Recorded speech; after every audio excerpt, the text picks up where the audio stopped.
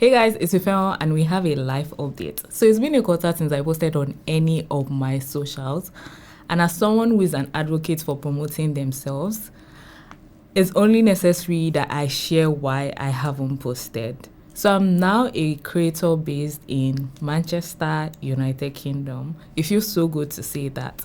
So I'm making this video so I can give you a front row seat into my life, what has been going on, how I got here, what the process was like, mistakes that I made during this whole process, and why I'm actually here. So feel free to drag along the video. There will be timestamps for you to watch the part that you are most interested in, but I would advise that you actually take time to watch all of them. Right, let's get right into the video. Let's digress. I know that I've always wanted to study abroad for my master's. I didn't know how, when, or what I was going to be studying. But I started the whole application process of studying abroad for masters in 2022. And this is 2025 and I'm just relocating. So it's only fair that I share some of the mistakes that I've made or some of things that I wish I'd known earlier that I would not have done. So I have my notes here because it's quite lengthy and it's a couple, so I just want to give you the full details. The first thing that I feel like should be a topmost priority for anyone who is planning to study abroad is to figure out what you want for your career. So I had a BSc in computer science and I really enjoyed anything that had to do with marketing. So it was a bit a thorn in the flesh picking between computer science, a ever-growing field that feels like that's where all the money of like science is going to, that's where all the money of like research is going to. I'm picking marketing, a very, very competitive field in 2022, 2025 when I started this whole application process. So I advise that if you are trying to study abroad or planning the journey of studying abroad, figure out what you want for your career. It might take a whole lot of time to map that out, but the best way to do that, or the best way to figure it out, is by trying things out. So for me, I did a lot of jobs in marketing before I had like a confirmation for myself, like this is what I'm doing. So I had done a couple of roles in social media management, in social media marketing. I've done paid advertisements for tech brands.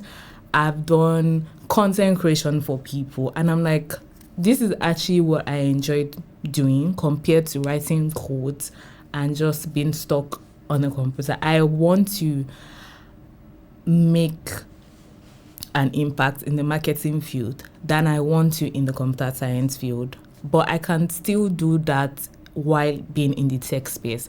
So I would advise you to find out what you actually want. It will help you because there was a lot of back and forth with my application. I would submit application to study for computer science, and I would submit another application to study for marketing. It was just everywhere. So I would not wish that on anyone. So first figure out what you want for your career before you make the decision. The next one is, the second thing that I would advise is to have someone that you're doing the whole application process with. I started in 2022, this is 2025, meaning that I had 3 rounds of application. Every round of application takes a while. Sometimes it takes 6 months to a year to complete the round of application because you are not just planning to study, you are planning to study in a different location. So having someone as your accountability partner goes a long way in ensuring that you are actually putting in your application and you're not just talking about it, but you're putting in the work. It can be a friend, it can be a colleague that has the same interest as you, and you can find them through live webinars, live workshops that schools hold. Just find someone that is kind of on the same path as you to do this process with. When I mean someone on the same path, I mean maybe someone that has a BSc from the same home country that you're in, or someone that studied something that you're doing, or someone that is trying to make applications into a school that you're also trying to make applications with, so that it makes the whole journey easier for you. But find someone that you're going to be accountable to during this process, because it's a lot working and applying for schools. It's a whole new experience. It's different from applying to schools in your home country. My third point or third advice would be to have an open mind. In fact, don't give up. So there are times where you put in your application and there might be a lot that you still have to improve on. There might be a lot you still have to do. Sometimes some schools want you to write English proficiency exams and you're like, oh, I just think my BSc would be enough. And sometimes you might have to attend workshops or attend seminars if you want the free discount code to like apply to schools. And sometimes you might actually have to go like the extra notch to create a portfolio, to just show your past work, to ensure that you are like fighting for the best spot, to show that you actually truly deserve a spot in graduate school. Because what I've noticed is undergraduates, everybody applies and they might pick you. There's a higher possibility that they might pick you. But for graduate school, you're literally fighting for a spot in to show that you are the best candidate for this position. It's more career driven than graduate school, in my opinion. And if you're someone like me, have a spiritual backup. If you pray. If you worship. Just have some sort of thing that would hold you during this process. For me, it was God, and it was lots of prayers. My next point is something that I practiced and I learned the hard way. So don't ever rely on one person during this whole application process. This is what I mean. If you are applying and you really mean business to get into graduate school, check YouTube, check the school's website, email the school advisor, school representative. In fact, if you can find past students, ask them questions. Don't put the burden of your whole application process on someone that's done it before or someone that knows too much about it. Just do your own research, because as much as you be bombarded with lots of information from these people, it's important to take it a notch further by comparing information from different sources. So if you get application guide process from YouTube and you get it from school and you get it from someone that's done it before, then you can compare and construct so that nobody would lie to you about the application process. Just ask the people that are in charge of the application process for the school that you want to go to. They usually have links to like school advisors. They have links to the school itself. There's a university and we have different schools in the university. So they have links for different schools and you can speak to the advisors and their representative. And some schools are even willing to do open days, open sessions, and one-on-one sessions with you to know more about the school. So definitely don't rely on somebody. Try different sources to get your information and gather it together. Next one is to keep all your documents in one place. Keep all your documents in one place. In fact, if you don't take anything else from this video, create a Google Drive and name it My School Application Documents, because there's going to be a lot of back and forth when you're applying. There's going to be lots of use of your passport, there's going to be lots of use of your birth certificate, your school certificate, your results, things like that that they would always ask you for during the whole application process. Have all of them in a drive so that it's easier for you to pull and drop them when it's time for applying, and it's easier for you to attach them when you're applying. It will save you a lot of time and it will save you a lot of back and forth. If you want to go the extra mile, you can write basic things like your passport number, your NIN number, or your application number in a document, so it's easier for you to access and view. You can also put like your name, your address, every single thing that you see when you start one application, put it in a document, so it's easier for you the next time you're making another application. It will go a long way, trust me. This next point is a bit tricky, but it's like if I was to give myself an advice, this is what I would have given myself when I was starting in 2022. I would say, unless you have like a dream country in mind, if your goal is to just study abroad and just have the experience of studying in a different country, try different countries. Like, don't be so stuck. My first 2 rounds of applications were done to the USA, and my final round of application that was successful was done to the United Kingdom. And that was like the most easiest and the most seamless application that I've ever put in. It was so, every single thing from submitting my documents to applying for visa to getting an approval from the UK government, every single thing was easy. So if I wasn't stuck on just trying one place and I was stuck on trying other places, but with the interest that I had in mind, I feel like I would not take 3 years to finally study abroad. I don't know if that makes sense, but if you don't have a dream country in mind, but you know what you want to study and you know that your goal is to study abroad, try different countries. Try to put in your applications to different schools that align with your career goals. The next one is try to use an application organization. There are lots of them, and I would be discussing the one that I use because it's free for everyone to try. And you don't have to necessarily try the ones that you have to pay for. For example, even if the bodies are asking you to pay, they have free workshops, they have free seminars. You can make the most of that if you don't want to pay for anything. I, however, did not pay through the application organization that I use, and I'll be talking more about it. So try them, go for their workshops, go for their seminars, listen to how the whole process of turning in your graduate application would look like so you can get more information. They will obviously want to give you more information even before you hire them or you hire them for their services. So try them, try the freebies they have, get your hands on that so that you understand what you're doing. So even if you're not using them, you already have grasped enough information from them. So now let's talk about my successful application, every single thing that I did.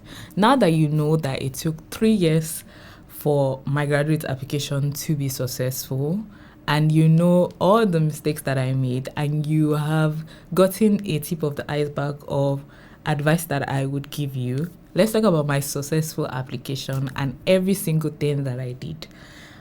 Please don't take it as a professional advice. This is just what I did. Everybody's journey is different. Everybody's journey is unique. And it's only important that you experience your journey for yourself, but you learn from others. And I will also advise you to watch other people's videos on like application process. And like I said earlier, ask the school that you're interested in. Ask them for tips. They will definitely give you. It's for free most times. So because I believe in God, I would like to give all glory to God for making this possible. Because during this process of 3 years of trying to get into graduate school and finding a career path for myself, I did a lot of crying to him. So it's only fair and it only makes sense that I acknowledge that. So in the 2 years, in the first 2 sequence of applications that I put in, which was in the first 2 years, I was always praying for one person that would just like, just give me tips, like insider tips, like more. You can see tips on how to arrange your documents, what documents you need. But sometimes you just need that one person that will hold your hand and guide you through this process. And I did find that through like an old friend that already moved here, and she helped me with every single thing from giving me our agency's number, which I'll be talking about, to telling me tips and tricks that I could, use to make my application better, to helping me even get settled in the United Kingdom. Shout out to Kemi if you're watching this. I really appreciate, and I'm so grateful to God that our paths crossed and that I get to experience this, that I get to experience you, and I get to experience graduate school through your help and the help of God.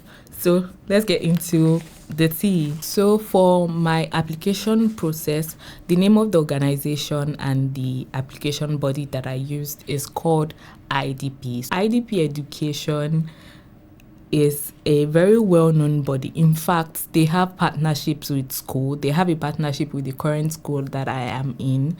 So they help with processing of application, everything from applying to schools, to picking schools, to submitting your application, to following up with you, to your visa applications, and after the visa application, that's where they stop.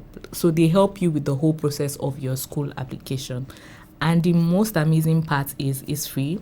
I was living in Ibadan, Nigeria, and they had a center there. So I just walked in and I told them, oh, now I know that I want to study marketing. What are my options? And they brought out a list of schools and we started from there.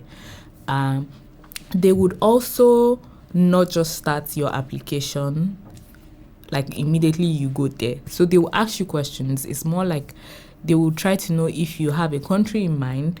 They will try to know if you have a course in mind, if you have a school in mind.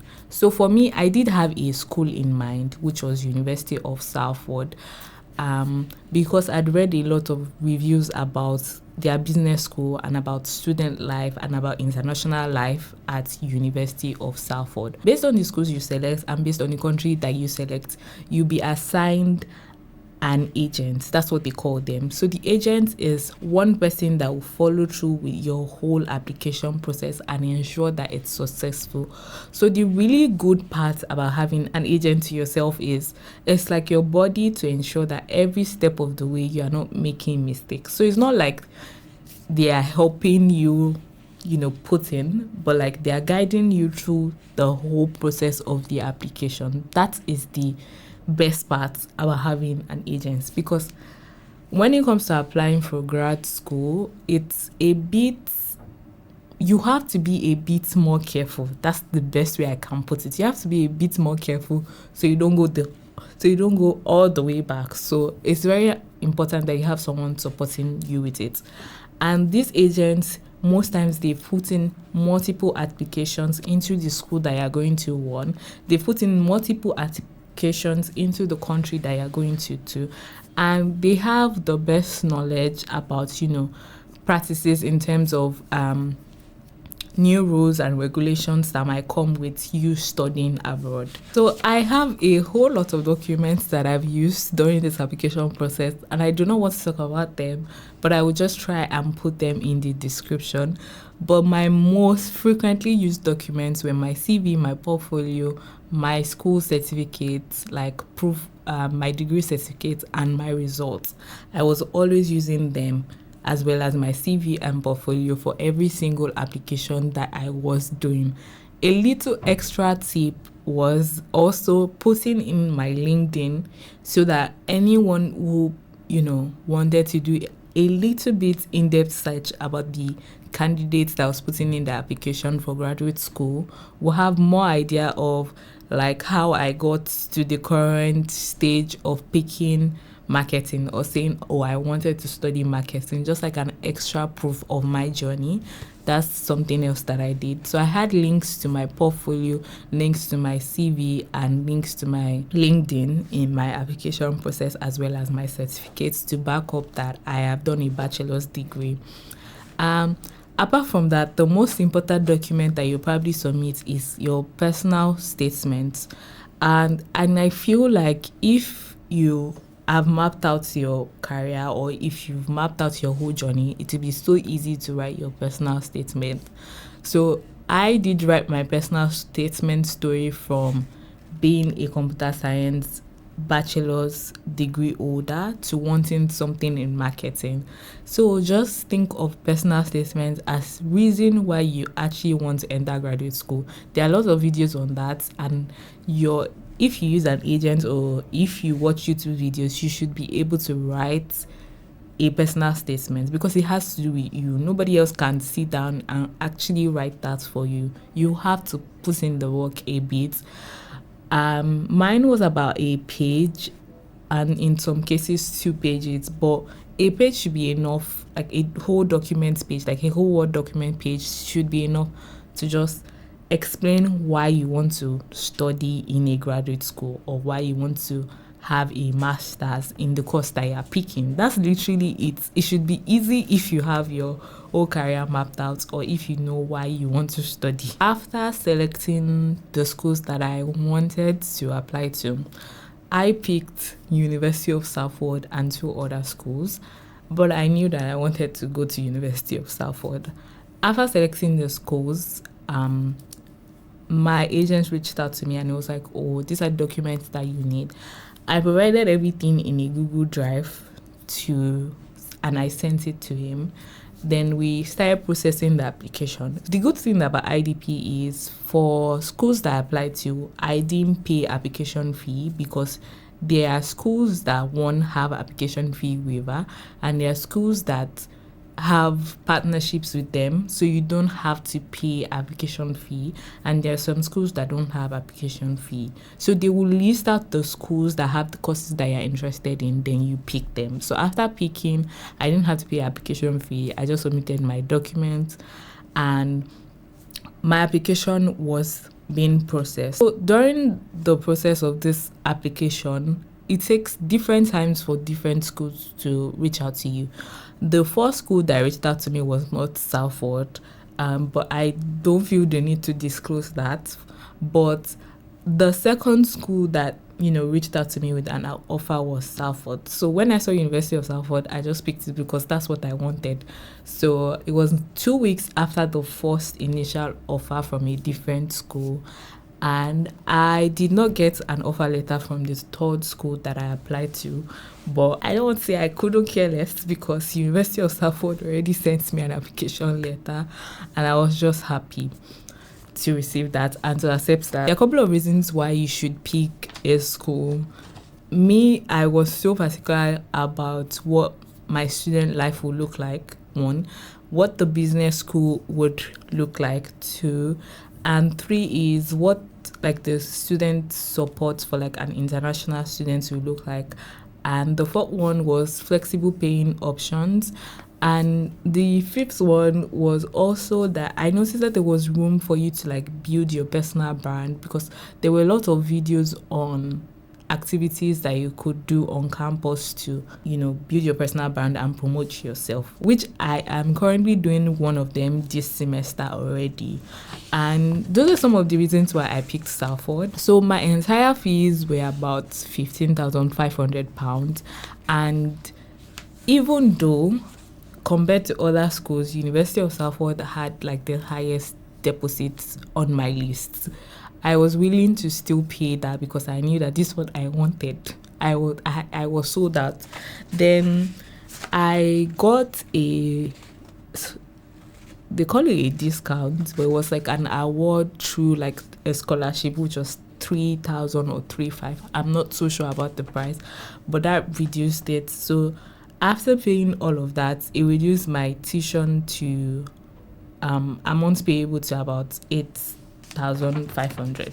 So just to give a full disclosure of how much graduate school costs, that was it for my digital marketing course, and that's the fee that is attached to studying MSc Digital Marketing at the University of Salford, just in case anyone is wondering. After accepting my application, I paid my deposit, which was about 5,500, and one of the things that helped me with paying my deposits was having a dollar card. See, if you don't have a dollar card and you're thinking of doing this application process, I would advise you get one. I don't want to scare you. You might be able to pay, through another person, but it's just easier. You have your dollar card and you fund your dollar card. I used the First Bank Visa dollar card. They open a domiciliary account for you and you can move money from your domiciliary account inside your Visa card. So I would advise just open one so that every single thing you're doing for or you're paying for is through you and you can track it. So you don't have to stress about that. So after I paid my deposits, after I got accepted, after I paid my deposits, they got back to me with an acceptance letter. This is important. This is what you use to apply for your visa. They call it CAS. So CAS is a document that has all the details about your application into the school, and it's a document saying that, oh, this school, have accepted the student to come and study. And that's like proof of acceptance into the school to study. So you only get that after you pay your deposit, and the deposit is to hold your spot in the school. So after doing that, the next thing was my visa application. However, before I did my visa application, the agent that was attending to me was like, once I have my CAS, I should go and get a tuberculosis test. You need a TB test if you are thinking of coming to the United Kingdom. There's no how you can escape it. You need it. And sometimes it takes a while depending on where you went to. So I did go to Lagos to get my tuberculosis test, because I think the only centers that they had in Nigeria was Lagos and Abuja, and the closest place to me was Lagos. So I did go and get my tuberculosis test done. I think, I don't remember the date, but after I got that, I just had the result and I held it. So don't do this if your agent doesn't ask you to do that, and I will explain why. So after I got my tuberculosis test, we had already started putting in the application for visa, and we submitted. So when you put in your application for visa, you have to pay your health insurance, you have to pay your visa fee, and I paid all of this using my dollar card. After I did that, the next thing was to go for a biometric appointment, which they do like capturing of your face. I actually thought biometric was going to be a whole lot of process, but it doesn't even take that much. But it's capturing your face, your thumb, then collecting your passport. Obviously, and collecting your passport. So to speed up my biometric application date, I had to pay for an early priority fee, and I'll explain why. So if you put in your visa applications and you submit it, and you don't do your biometrics, or you haven't gotten your biometrics, they won't process it. So until you get your biometrics done before they can process your visa application. But you can submit your visa application, like you have to submit your visa application to get a biometric date. But if your biometric is not done, no one is processing your visa application. So I did take an extra fee to pay. I paid an extra fee to speed up the dates of getting my biometric application done. And that's because I wanted my visa approval to come out fast so I could plan like ahead before traveling. So that's one extra tip that I would give you. So if you want a faster date for your biometrics, pay for the priority date. That's one. If you want a faster, receiver date for your visa decision, then you have to pay for that as well. But I didn't pay for that. I only paid for a faster date to get my biometric done so that my visa decision can come earlier. So don't think that paying for a visa decision to come very fast will guarantee you a visa approval. That's totally different. But if you want your visa application to be processed fast, get a biometric date fast. So if you go to the website during the process of getting biometrics done, you see the dates. Sometimes you see 1 week, 2 weeks from like the day that you check, 3 weeks, sometimes a month. You will not find space. So if you just want to speed up that service and get faster dates to do the biometrics, just pay for it. It's only a fee for that. And during the process of my application, after I had done during the process of my application, I did get support from my agent as well I did get support from my agent. I was filling the application, but it was there to guide me, so I do not fill in the wrong details, because they do ask you a lot of questions, and you want to ensure that you're answering the questions correctly and you're answering the questions honestly. So in my case, I think one question that, was very, very particular to me and I was scared to answer, it just came to my head and I have to just share. One question that I was scared to answer was, have you ever gotten your visa, rejected? And I thought saying yes, because I have gotten a visa rejection. I thought saying yes would automatically mean that they will not give me a visa. So if you have, a visa rejection from another country, put it there. Don't think that would spoil your application. That doesn't affect anything, because during this process, you're not supposed to put in anything that is not correct.